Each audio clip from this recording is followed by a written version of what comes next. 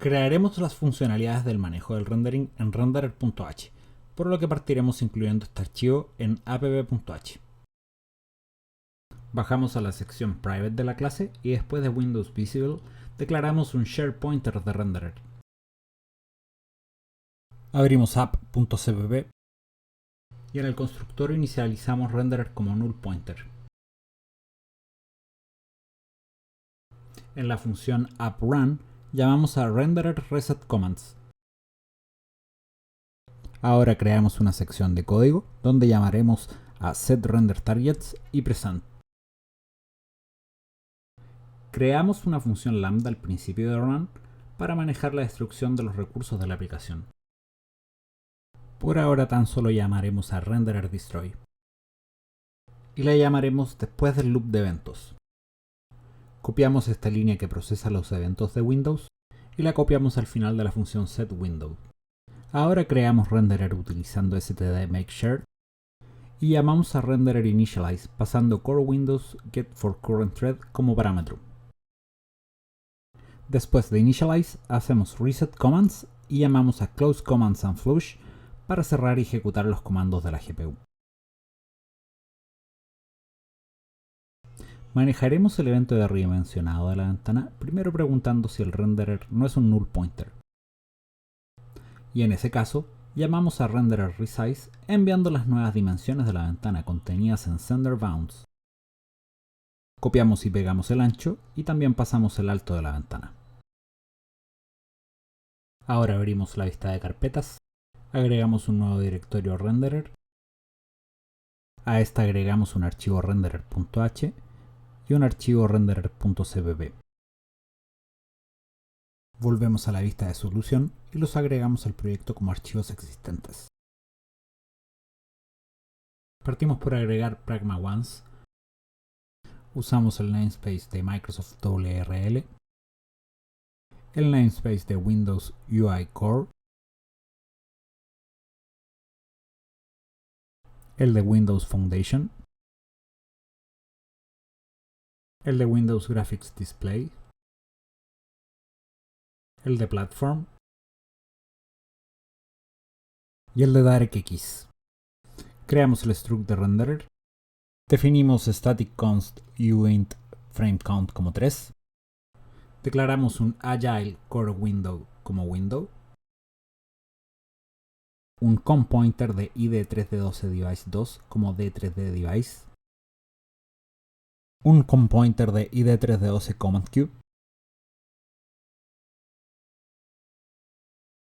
al que nombramos commandCube, otro comPointer de idxgi swapchain4 para el swapchain, un comPointer de id3d12 descriptor heap para el descriptor heap del renderTargetView, un unsignInt para guardar el tamaño del descriptor heap del renderTargetView, un nuevo id3d12 descriptor heap para el descriptor del depthStencilView, un arreglo de comPointers de id3d12 commandAllocator por cada frameCount. Otro más para id3d12 graphics commandList 2.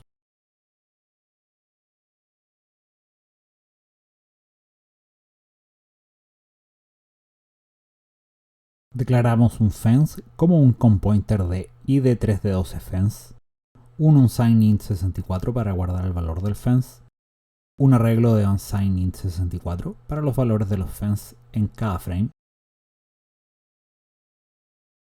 y un handle para el manejo de los eventos del fence. Declaramos un d3d12 viewport para definir el viewport del rendering y un d3d12 rect para el scissorrect.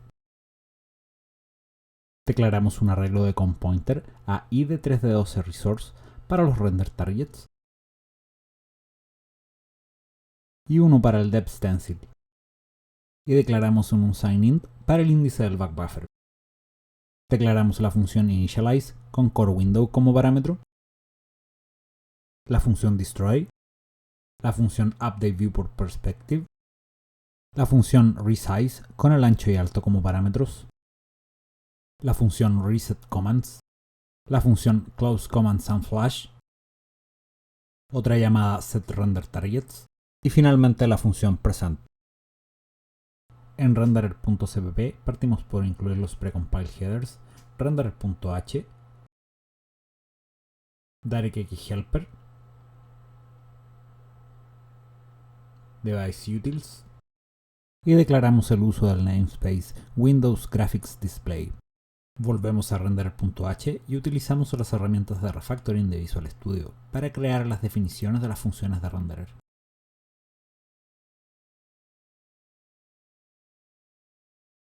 Para probar la compilación, comentamos el include de device utils, vamos a pchh y cambiamos dxg14 por 6. Compilamos y si corremos la aplicación, deberíamos ver la ventana sin mayores cambios.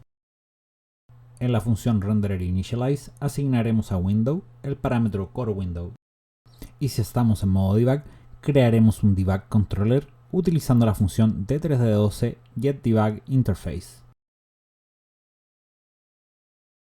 Llamamos a Enable Debug Layer para habilitar la capa de debugging. Y luego obtenemos un IDXG Adapter 4 a través de getAdapter y descomentamos include device utils. Creamos el directory de device utilizando createDevice y pasando este adapter como parámetro. Creamos el command queue con createCommandQueue al que pasaremos este device. El swapChain lo creamos llamando a createSwapChain, pasando a la ventana, el command queue y el número de frames del backbuffer. Desde el swapChain obtenemos el índice del backbuffer actual. Creamos RTBDescriptorHeap utilizando createDescriptorHeap, pasando el device y el número de frames del backbuffer. Podemos obtener el tamaño de este descriptor heap con la función getDescriptorHandleIncrementSize del device y pasando el tipo RTB como argumento. De la misma manera, creamos el descriptor heap de depthStencil, pasando un frame y el tipo de heap type DSB. Le asignaremos nombres de objetos al device, al command queue, al RTBDescriptorHeap y al DSBDescriptorHeap. Actualizamos los RenderTargetViews llamando a UpdateRenderTargetViews, pasamos el device, el swapChain, el descriptorHeap, los targets y el número de frames del backbuffer. Para el depthStencilView llamamos a UpdateDepthStencilView, pasando el device, el descriptorHeap, el resource del depthStencil y las dimensiones de la ventana. Por cada uno de los frames del backbuffer, crearemos un commandAllocator con la función createCommandAllocator y les asignaremos un nombre con la función setName con el índice del backbuffer correspondiente. Creamos un commandList utilizando createCommandList, pasando el device y el commandAllocator actualmente asignado al backbuffer. Y nombramos este commandList con la macro nameT3D12Object. Creamos el fence utilizando createFence, el fence event llamando a createEventHandle y actualizamos las propiedades del viewport llamando a UpdateViewportPerspective. En la función rendererDestroy hacemos release de todos estos recursos que hemos ido tomando para la aplicación a través de Direct3D. Agregamos string a pchh para habilitar std to widestring. En renderer UpdateViewportPerspective calculamos el aspect ratio dividiendo el ancho por el alto de la ventana. También definimos el scissorrect desde las coordenadas 0,0 hasta el ancho y el alto de la ventana. Con estos mismos atributos creamos el viewport, pero pasando 0 como plano cercano y 1 como plano lejano. En la función resize ejecutaremos los comandos de la GPU llamando a la función flush y pasándole como argumentos el command queue, el fence, el valor del fence y el handle de manejo de eventos del fence. Después iteramos cada frame del backbuffer y en cada uno de los render targets llamaremos a la función reset y propagaremos el valor del fence del frame actual al resto de los frames.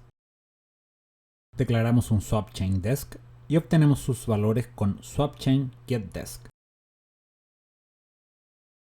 Y llamaremos a swapChainResizeBuffers pasando el número de frames del backbuffer, el nuevo ancho, el nuevo alto, el formato del buffer del swapChain y los flags del swapChain. Obtenemos el índice del backbuffer actual llamando a swapChainGetCurrentBackBufferIndex.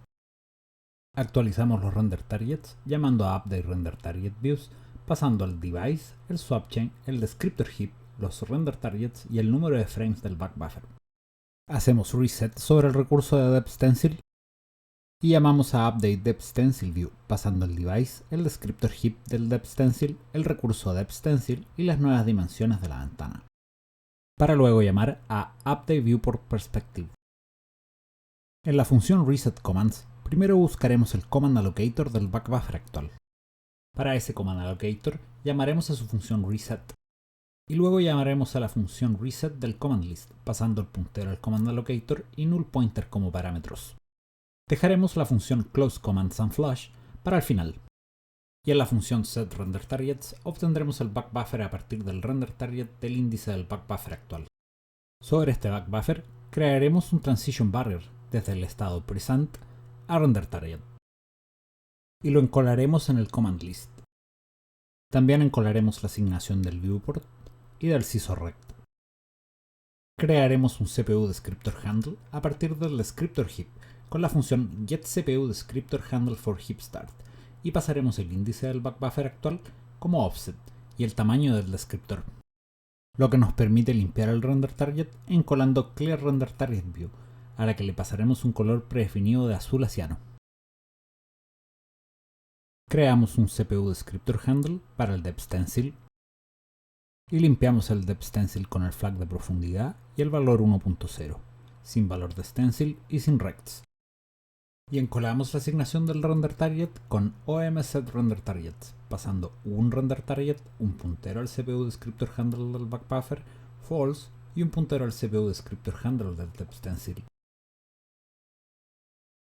En la función present obtenemos el back buffer del frame actual y creamos un transition barrier para el back buffer desde el estado render target a present. Encolamos este barrier en el command list. Después lo cerramos llamando a command list close. Declaramos un arreglo de punteros de id3d12 command list, donde ponemos el puntero al command list como elemento. Y llamamos a command queue execute command list utilizando este arreglo. Ahora llamamos a swap chain present. Asignamos al fence value de este índice del back buffer el valor del fence generado para este frame como resultado de la función signal. Obtenemos el nuevo índice del back buffer y esperamos el valor del fence asignado en frames anteriores que usaban este nuevo índice del back buffer con la función waitForFenceValue. En la función closeCommandsAndFlush cerramos el command list y lo enviamos a ejecutar de la misma manera que en la función present. Y llamaremos a la función flush, la que se encargará de generar un nuevo valor para el fence y esperar por su ejecución. Ahora volvemos a la vista de carpetas y agregaremos deviceUtils.h y deviceUtils.cpp a la carpeta renderer. Retornamos a la vista de solución y agregamos estos archivos al proyecto. En deviceUtils declaramos pragma_once, agregamos los namespaces de renderer.h, declaramos la función getAdapter, la que se encargará de crear un adaptador de Direct3D12, la función createDevice, la que creará el device de Direct3D12, la función createCommandQueue, la que creará un command queue sobre el device que pasemos, la función createSwapChain, la que creará un swapchain para la ventana con el número de backbuffers que entreguemos, la función createDescriptorHeap, la que creará un número de descriptor heaps del tipo que necesitemos sobre el device, la función updateRenderTargetViews, la que obtendrá los backbuffers del swapchain y creará render targets para sus backbuffers, la función updateDepthStencilView, la que creará una textura de profundidad que utilizaremos como depthStencil, la función createCommandAllocator, la que creará un command allocator sobre el device, la función createCommandList, la que creará un command list en el device, la función createFence, la que se encargará de crear un fence para el device, la función createEventHandle, la que creará un handle de manejo de eventos que usaremos para manejar los eventos del fence, la función signal, la que se encargará de actualizar el valor del fence y de ir encolando este valor en el command queue, la función waitForFenceValue, la que esperará por un valor del fence proveniente de la GPU, y la función flush, la que nos permitirá ejecutar y esperar por la completitud de los comandos de la GPU. Ahora utilizaremos las herramientas de refactoring de Visual Studio para crear las definiciones de estas funciones.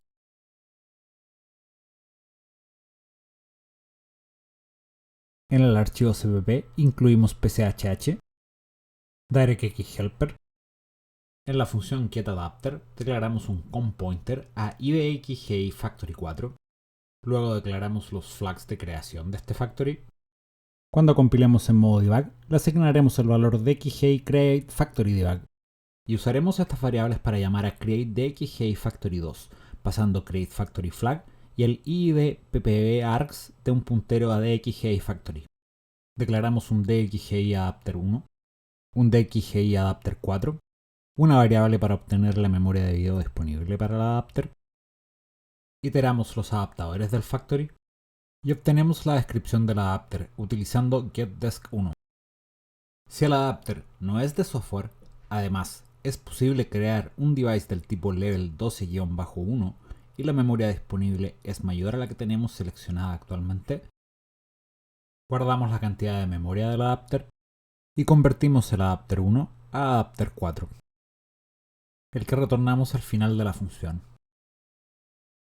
En la función createDevice crearemos el device del tipo 12.1 utilizando el adaptador entregado como argumento.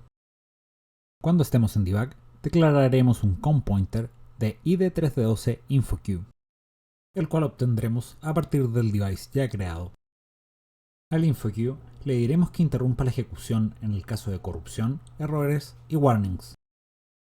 Ignoraremos los mensajes de severidad info y los mensajes del tipo mismatching clear value e invalid null ranges para el mapeo y desmapeo. Llenamos con estos datos la estructura de filtros de InfoQ y la empujamos al storage de filtros de pinfoq. Y al final de la función retornamos el device. En la función createCommandQ declaramos un d3d12 commandQDesc donde asignamos el tipo como listDirect, de prioridad normal, flags como none y nodemask igual a 0. Creamos el commandQ llamando a device createCommandQ pasando el descriptor del commandQ y el id ppvargs del commandQ, el cual podemos retornar al final de la función. En la función createSwapChain declararemos un dxgi swapchain 4, un dxgi factory 4 y los flags de creación de este factory. A este flag le asignaremos createFactoryDebug en la compilación en modo debug. Llamamos a createDXGI factory 2 pasando los flags y el id ppvargs de la dirección al dxgi factory 4. Creamos un descriptor del swapchain al que pasaremos el ancho y alto de la ventana. Le daremos el formato R8G8B8A8 UNORM sin capacidad de estéreo, un sample desde 1,0, un buffer usage de render target output, el número de buffers, el modo scaling stretch, el swap effect de flip discard, un modo alpha sin especificar y el valor de sus flags será 0. Ahora declaramos un swapchain 1 y llamamos a dxgi factory 4 create swapchain for core window, enviando como parámetro el commandQ un reinterpretCast del window, el descriptor del swapchain, null pointer y la dirección del swapchain. Luego hacemos cast del swapchain 1 como swapchain 4 y retornamos este swapchain 4. En la función createDescriptorHeap crearemos un d3d12 descriptor heap desc que inicializaremos con los argumentos del número de descriptores, el tipo de descriptor heap y el flag heapFlagNone. Para crear el heap usamos el método del device createDescriptorHeap pasando el descriptor y el puntero al heap. Retornamos el puntero al descriptor heap. En la función updateRenderTargetViews primero obtenemos el tamaño del descriptor heap con el método del device getDescriptorHandleIncrementSize pasando el tipo RTB. Crearemos un CPU descriptor handle utilizando la función del descriptor heap getCPUDescriptorHandle for heapStart. Iteramos sobre los backbuffers. Declaramos un puntero a un resource de direct3d12 para el backbuffer y lo obtenemos utilizando la función del swapchain getBuffer.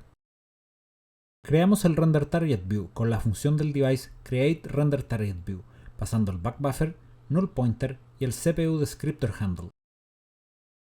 Asignamos el backbuffer al renderTarget con el índice del iterador y desplazamos el handle utilizando el tamaño del descriptor.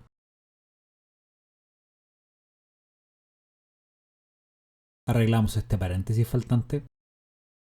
En la función updateDepthStencilView creamos un D3D12 clear value con el formato D32 float y valores de depthStencil 1,0.